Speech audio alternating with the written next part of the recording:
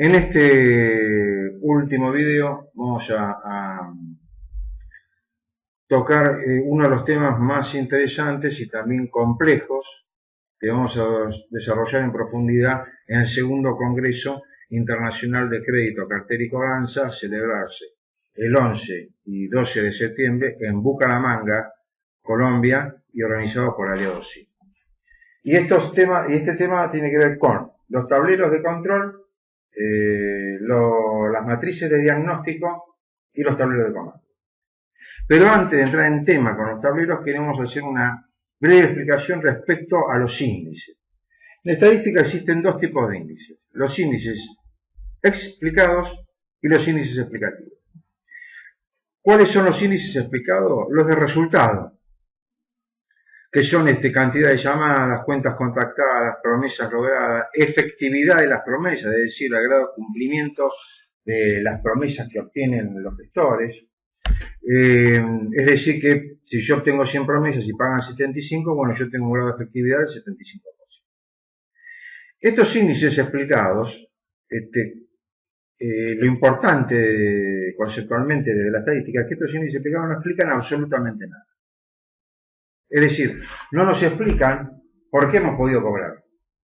Y generalmente hemos detectado en cobranza que muchas veces se utilizan estos índices como explicativos, buscando explicaciones de cómo llegamos a cobrar lo que cobramos. Y estos índices no lo explican, no nos brindan información para decirnos cuáles son las causas de las cobranzas y de las no cobranzas. Y por otro lado están sí los índices explicativos, que son los que explican a los índices de resultado o a los índices explicados. Por eso se llaman explicados, porque están explicados por los explicativos. Los explicativos nos dicen en función a qué causas obtuvimos las cobranzas y las no cobranzas. Es decir, en función a qué causas tuvimos tales grados de contactación, tales grados de promesas, los que no lo logramos en función a qué motivos no lo hemos logrado. Y acá viene una función fundamental que es el que llamamos analista de cartera. Un analista de cartera debe poder explicar las causas de las cobranzas y las causas de incobrabilidad.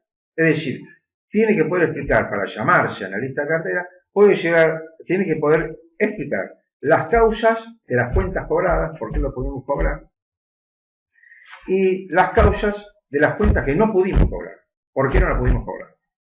Por eso decimos que tenemos un refrán para el analista de cartera que dice: el analista de cartera siempre mira el medio vaso vacío y desconfía del medio vaso lleno. ¿Por qué siempre mira el medio vaso vacío? Porque son las cuentas sin cobrar. ¿Por qué desconfía del medio vaso lleno? Porque la pregunta es: ¿lo podremos repetir? Porque una de esas cobramos, pero no sé cómo hacer para volver a cobrar esa cantidad. Por eso tengo que saberlo poder explicar.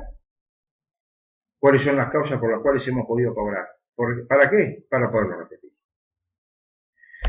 Entonces, esta es la premisa que tiene la analista cartera en su pensamiento y manejo de minería de datos en cobranza.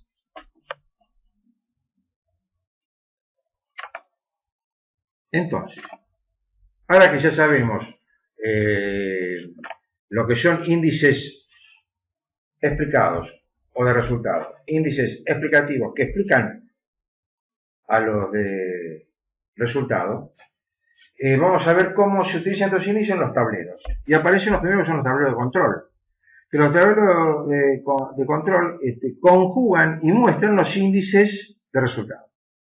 Es decir, generalmente, por ejemplo, por gestor, cantidad de llamadas diarias, cantidad de promesas, cantidad de cuentas contactadas, cantidad de promesas, efectividad de las promesas, y nos van dando un indicador por gestor. Todo eso se conjuga y se saca un número y nos da un indicador. Este gestor tiene un indicador de 3, este tiene un indicador de 6, este tiene un indicador de 9, quiere decir que a mayor indicador, mejor gestor. Es decir, que si volvemos al tema de las categorías, debería, por categoría, porque es lo vamos a explicar bien en el Congreso, cómo es esta cuestión, pero por categoría A, B y C, los de A tienen que tener un indicador mayor que los de B y C, por categoría, junior, semi-senior y senior. No se puede mezclar los indicadores de junior con los de senior, y eso lo vamos a explicar en el Congreso, porque demanda un tiempo prudencial para poderlo explicar. Las matrices de diagnóstico están conformadas por las variables explicativas, es decir, es la que nos muestran los resultados positivos, negativos y cómo hemos obtenido, en función a qué hemos obtenido esos resultados positivos y negativos. Como verán, el tema de poder explicar la variable explicativa también es un tema complejo que lo explicaremos en el Congreso. No obstante eso, le vamos a dar un pequeño anticipo de esto de las matrices de diagnóstico, que es un tema bastante importante en el análisis de carteras morosas. Y para esto lo voy a invitar a leer la diapositiva. Dice, estas matrices, las de diagnóstico, son un conjunto de tableros de varias entradas según los casos, que nos van acercando a las explicaciones de los inconvenientes que se van presentando con cada cliente y cómo lo resuelve cada gestor. Como así también encuentra patrones de conducta entre segmentos poblacionales agrupados por diferentes criterios. Los grupos poblacionales, ¿se acuerdan que hablábamos de rango etario, con trabajo, sin trabajo, grupo familiar? Eso nosotros lo llamamos, desde las neurocognancias o los protocolos Askin, variables duras u objetivas. Y luego la conjuga con otras variables que las llamamos blandas o sensibles o subjetivas. ¿Que cuáles son? Perfiles actitudinales de pago, estilos de negociación de los clientes, y una serie de herramientas que proveen los protocolos Askin, como ser los estados del yo del análisis transaccional. ¿Qué son los estados del yo del análisis transaccional?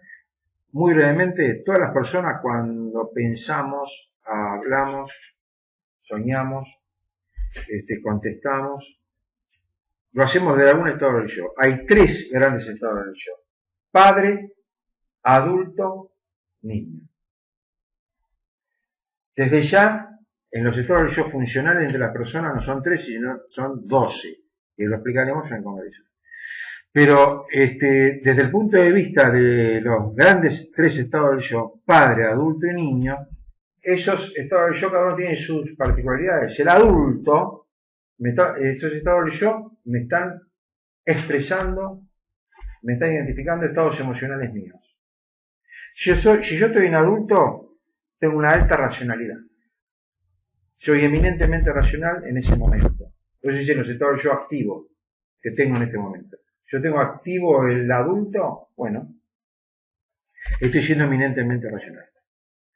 Si yo tengo activo el padre, hay una serie de características de los padres, es un mix entre emocionalidad y racionalidad. Y el niño es eminentemente emocional. Entonces, volvemos al tema que venimos hablando de el proceso de gestión y negociación en cobranzas. Yo en el proceso de gestión voy a detectar estas variables.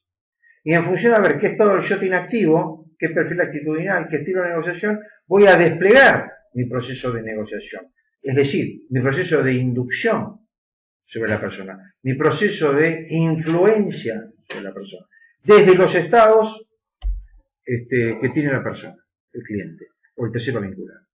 Así vemos otras herramientas como los metaprogramas y creencias de la programación neurolingüística, los impulsores de la conducta del análisis transaccional, los juicios del coaching ontológico y tantos otros.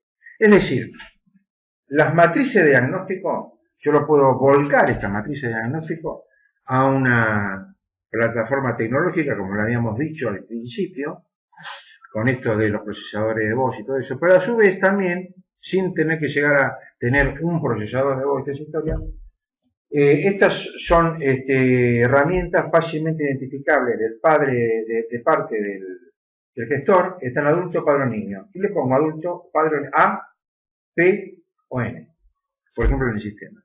Pero yo tengo un código que me dijo, ese cliente está en adulto. Y como yo los gestores los tengo clasificados también en función a estas variables, yo digo, esto empiezo a determinar el quién con quién. El Q CQ. Vuelvo a repetir. El QCQ. ¿Quién con quién? ¿Quién me conviene que gestione a este cliente? Si todos los clientes, vamos a poner de estilo de nación confrontativo, funcionan bien con estos gestores, porque voy justamente midiendo esto, yo voy a asignarle a los confrontativos a este tipo de gestores. Y así voy haciendo los diferentes tipos de combinaciones entre estas variables duras y blandas. Y justamente la matriz de diagnóstico lo que me reflejan son estas cuestiones. ¿Sí? Una serie de variables, una serie de situaciones que la transforman en variables y puedo diagnosticar mi cartera. Bueno, esto es lo que vamos a ver en profundidad en el segundo Congreso Internacional. Por último, están los tableros de comando. ¿Sí? O sea, después de los tableros de control y la matriz de diagnóstico, se diseña y elabora los tableros de comando. ¿Qué son los tableros de comando? Bueno, los tableros de comando, como dice acá, son tableros de decisiones programables que comandan las acciones en línea y tiempo real para direccionar los tipos de acciones a aplicar a cada cliente y la categoría de gestor que combina asignarle para poderle cobrar, resolviendo la trilogía. Cobrar lo más posible, en el menor tiempo posible y al menor costo posible. Es decir que yo en función a la información que tengo de tablero de comando, de tablero de control, que me mide a los gestores, y en función a lo que tengo las matrices de diagnóstico, que me mide a los clientes, entre esa conjunción saco los tableros de comando, que son los que comandan el quién con quién. Esto va para acá, esto va para allá, esto lo gestionan los seniors, esto lo gestionan los juniors, o esto lo gestionan los A, y esto lo gestionan los C, en función a estos indicadores que estuvimos viendo.